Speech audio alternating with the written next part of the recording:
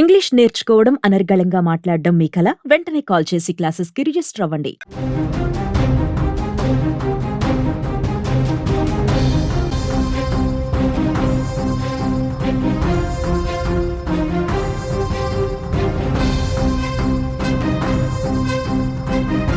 మరో big breaking news చూస్తున్నాం. Climax కి గండికోట వైష్ణవి హత్య కేసు చేరినట్లుగా మనకు తెలుస్తుంది. ఐదుగురు చుట్టే పోలీసులు విచారణ అయితే ముమ్మరం చేశారు. ఇప్పటికే 69 మంది అనుమానితులను పోలీసులు విచారించినట్లుగా మనకైతే తెలుస్తుంది. వారిలో గ్రామస్తులు, టూరిస్టులు ఉన్నట్లుగా కూడా గుర్తించడం జరిగింది.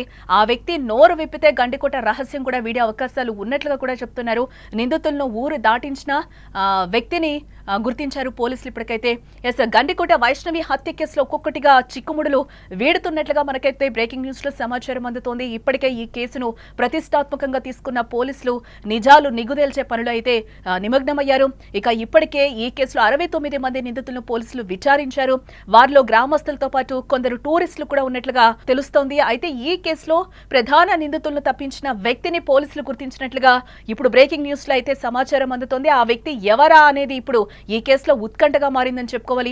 ఇక ఇదే అంశానికి సంబంధించిన మరింత సమాచారాన్ని మా కడప ప్రతినిధి సుదర్శన్ రెడ్డి లైవ్ లో అందించే ప్రయత్నం చేస్తారు. సుదర్శన్, అంటే ఐదుగురు చుట్టే కేసు విచారణ తిరుగుతున్నట్లుగా కూడా తెలుస్తోంది. ఎవరైతే అనుమానితుడు ఉన్నాడో, ఎవరైతే నిందితుడు ఉన్నారో వారినైతే ఊరు దాటించారో అనేది కూడా ఇప్పటి వరకు అందుతున్న సమాచారం. ఏంటి దీనికి సంబంధించిన డీటెయిల్స్? పోలీసులు చెప్తున్న దాని ప్రకారము మేము కొండను తవ్వుతున్నాము, ఎలుకను పట్టడం కోసము అన్నారు. కొండను తవ్వే ప్రక్రియ కూడా పూర్తయింది. వైష్ణవి హత్య కేసు చివరి దశకు చేరుకుంది. ఆ రోజు అత్యంత కిరాతకంగా వైష్ణవిని చంపి గుడి వెనుక పడేసి పారిపోయినటువంటి వ్యక్తులను అక్కడి నుంచి చాకచక్యంగా తప్పించుకోవడానికి సాయం చేసినటువంటి వ్యక్తి, అక్కడ గండికోట నుంచి హంతకులను ఊరు దాటించిన వ్యక్తిని పోలీసులు గుర్తించారు. అంటే మొత్తం 369 మందిని సెల్ ఫోన్ సిగ్నల్స్ ద్వారా, ఆ టవర్ సిగ్నల్స్ ద్వారా గుర్తించినటువంటి పోలీసులు వాళ్ళందరినీ కూడా ఫిల్టర్ చేసుకుంటూ వస్తున్నారు. ఒక 69 మందిని ఇప్పుడు ఆ ఫైనల్ లిస్ట్ చేశారు. ఆ ఫైనల్ లిస్ట్ లో కూడా ఒక వ్యక్తిని అనుమానిస్తున్నారు. అతను ఊరు దాటించాడు నిందితులను అన్నది పోలీసులు చేసుకున్నటువంటి కన్ఫర్మేషన్. ఈ 60 మందిలో కూడా ఇప్పటికే చాలా వరకు షార్ట్ లిస్ట్ అయింది. అయితే ఇప్పుడు ఇతన్ని తనదైన శైలిలో విచారణ చేస్తే మాత్రం పోలీసులు ఖచ్చితంగా అసలు హంతకులు ఎవరో తెలిసే అవకాశాలు కనిపిస్తున్నాయి. దీని అంతటిని బట్టి చూస్తే ఖచ్చితంగా కిరాయి హంతకులే వైష్ణవిని అత్యంత దారుణంగా హత్య చేసి ఉంటారు అన్న ఒక నిర్ధారణకైతే పోలీసులు వస్తూ ఉన్నారు. అయితే ఆ కిరాయి హంతకులకు సుపారీ ఇచ్చింది ఎవరు, వైష్ణవిని హత్య చేయమని చెప్పింది ఎవరు అన్న దాని మీద కూడా పోలీసులు ఫర్దర్ గా విచారణ చేసే అవకాశాలు కనిపిస్తూ ఉన్నాయి. మొత్తం మీద గండికోట గ్రామం ఏదైతే ఉందో, గండికోట గ్రామస్తుల ప్రమేయం ఇందులో ఉంటుంది అని మొదటి నుంచి కూడా పోలీసులు భావించారు. ఎందుకంటే హత్యలో పాల్గొన్నటువంటి నిందితులు ఎటువైపు నుంచి వచ్చారో తెలియదు. అసలు ఒక్క క్లూ కూడా దొరకకుండా అంత చాకచక్యంగా గండికోటలో వ్యవహరించారు. అంటే కోట రహస్యం మొత్తం తెలుసు. కోటకెళ్లే దారులు ఎన్నున్నాయో, ఏ ప్రాంతంలో టూరిస్టులు తక్కువగా ఉంటారో, ఏ ప్రాంతం నుంచి ఏ ప్రాంతానికి ట్రావెల్ చేస్తే ఎంత సమయం పడుతుంది అనేది కోట గురించి కూలంకషంగా తెలిసిన వ్యక్తులు ఈ హంతకులకు మద్దతు ఇచ్చింటారు, సపోర్ట్ చేసింటారు, అక్కడ సాయం చేసింటారు అనేది ఒక వర్షన్ అయితే, ఆ ఊరిలో ఉన్నటువంటి ఒకరిద్దరు కూడా ఆ వైష్ణవిను హత్య చేయడంలో పార్టిసిపేట్ చేసింటారన్న అనుమానం కూడా పోలీసులకు ఉంది.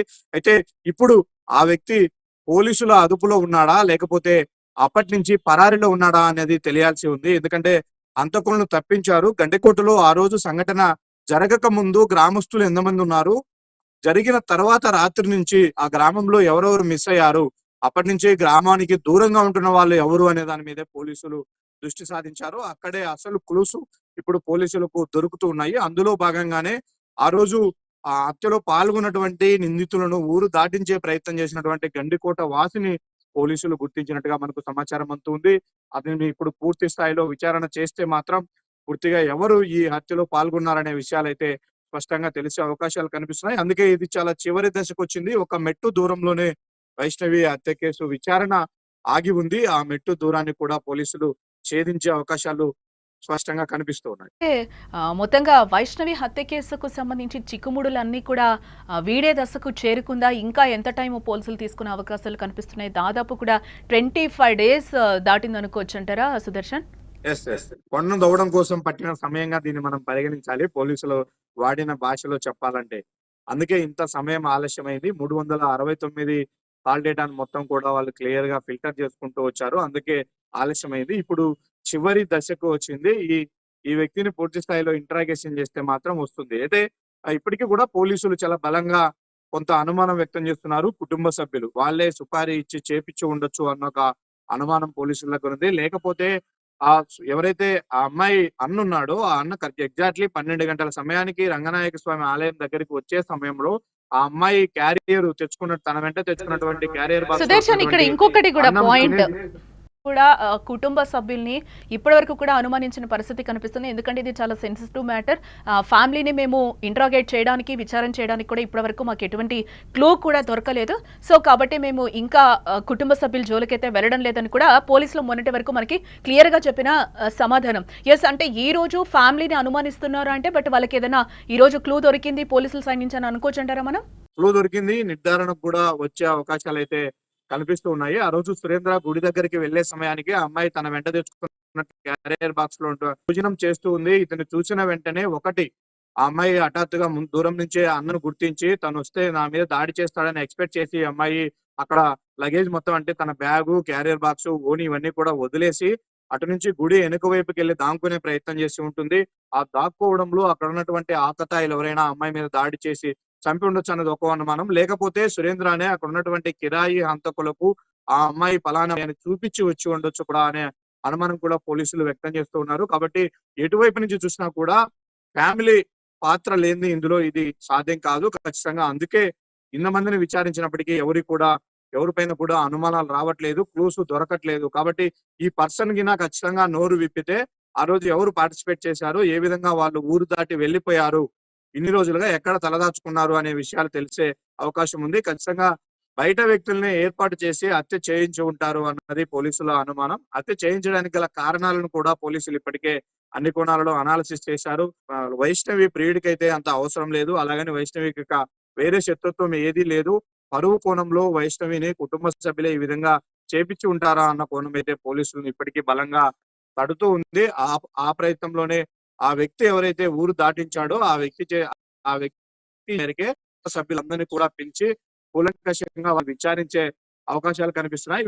వీళ్ళ మొత్తం వీళ్ళ కదలికలన్నింటినీ కూడా చేసే అవకాశాలు స్పష్టంగా కనిపిస్తున్నాయి. దాదాపు 25 రోజులు కావస్తున్న సందర్భంగా సుదర్శన్, అంటే ఇప్పటి వరకు లోకేష్ ఎక్కడున్నాడు అని కూడా ఇంతవరకు పోలీసులు చెప్పని పరిస్థితి కనిపిస్తుంది. అదేవిధంగా ఇప్పటి వరకు మళ్ళీ కూడా ఫస్ట్ నుంచి కూడా మేము వాళ్ళని ఫ్యామిలీ మెంబర్స్ కాకుండా మిగతా అన్నలు ఎవరైతే ఉన్నారో ఈ కేసులో ఎవరెవరు అనుమానితులుగా ఉన్నారో వాళ్ళందరినీ కూడా విచారిస్తాం, సీన్ రీకన్స్ట్రక్షన్ చేశామని కూడా పోలీసులు చెప్తున్న నేపథ్యంలో ఈ రోజు ఏవైతే వాళ్ళకి కొన్ని ఆధారాలు దొరికాయో ఈ నేపథ్యంలో మరి ఫ్యామిలీ కుటుంబ సభ్యులందరినీ కూడా ఈ రోజు మళ్ళీ విచారించే అవకాశాలు కనిపిస్తున్నాయా ఇప్పుడు?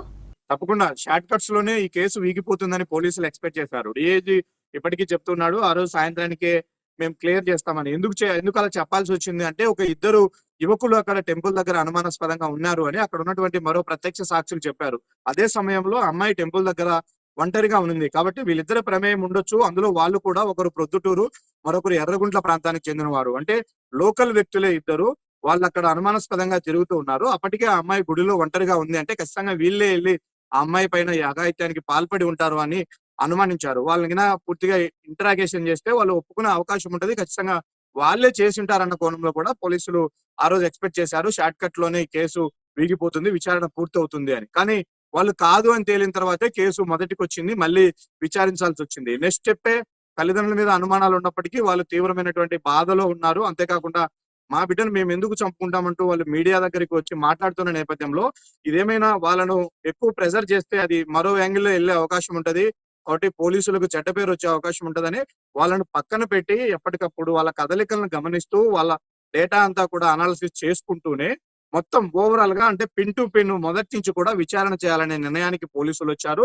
అందులో భాగంగానే కాల్ డేటానే వాళ్ళకు ఏకైక ఆధారం అయింది. అందులో పక్క ఊర్లో జాతర జరిగింది. ఆ రోజు ఎక్కువ గ్యాదరింగ్ ఉంది. ఆ రోజు అక్కడ సెల్ ఫోన్ సిగ్నల్స్ ఎక్కువ ఉన్నాయి. అయినా కూడా పర్వాలేదు, ఒక టీమును ఏర్పాటు చేసి ఈ సెల్ ఫోన్ సిగ్నల్స్ ఈ టవర్ లొకేషన్ లో ఉన్న వాళ్ళందరినీ కూడా పిలిపించి విచారిద్దాము అనే నిర్ణయానికి వచ్చారు. అందువల్లే ఇంత ఆలస్యం అయింది. అది కూడా కంప్లీట్ అయింది. ఆ ప్రక్రియ కూడా కంప్లీట్ అయింది. ఇప్పుడు వాళ్ళలో షార్ట్ లిస్ట్ లో చేసిన వాళ్ళలోనే ఒకరిపైన అనుమానం ఉంది. కాబట్టి అతను చెప్తే ఎవరు చేశారు ఏంటి, వీళ్ళ వెనుక కుటుంబ సభ్యులు ఉన్నారా, ఎవరు హంతకులు, వాళ్ళు ఏ విధంగా పారిపోయారు ఏంటి అనేది మొత్తం క్లియర్ గా తెలిసిపోయే అవకాశాలు ఉంది. ఇప్పటి నుంచి ఈ రోజు నుంచి అంటే రేపు 1వ తేదీన ముఖ్యమంత్రి పర్యటన ఉంది. అదే జమ్మలమడుగు నియోజకవర్గానికి రాబోతున్నారు. ఆయన పర్యటన ముగిసిన తర్వాత పోలీసులు ఈ కేసులో ఖచ్చితంగా ఒక సమాచారాన్ని అయితే మీడియాకు చెప్పే అవకాశాలు కనిపిస్తున్నాయి. ఇంకా ఇప్పటి నుంచి ఈ కేసులో అనుమానాలకు తావులేదు. ఇక పూర్తిగా ఆధారాలు వెల్లడించడంలోనే పోలీసులు నిమగ్నమయ్యారని చెప్పవచ్చు. రైట్ సుదర్శన్. ఎస్, మొత్తంగా చూస్తే మనం అది ఫైనల్ దశకు వైష్ణవి హత్య కేసు అయితే ఒక కొలిక్కి వచ్చినట్లు కూడా తెలుస్తుంది. చిక్కుముడులన్నీ కూడా ఒక్కొక్కటిగా వీడుతున్నాయని కూడా మా ప్రతినిధి చెప్తున్నారు. ఎస్, ఏదైతే వాళ్ళు అనుమానితులుగా మేము ఏది కూడా ఇప్పుడు బయట చెప్పమో అంతా మాకు పిన్ టు పిన్ దొరికిన తర్వాత పోలీసులు ఏదైతే నిజ నిర్ధారణ చేసుకుని బయటకి పెడతామో అని అన్నారో అదే నేపథ్యంలో అదే యాంగిల్లో ఈ రోజు పోలీసులు కూడా విచారణ కొనసాగిస్తున్నారు. విచారణ అయితే ముమ్మరం చేశారు, సీన్ రీకన్స్ట్రక్షన్ చేశారు. దాని తర్వాత నుంచి గండికోట దగ్గర హై అలర్ట్ కూడా ప్రకటించడం జరిగింది.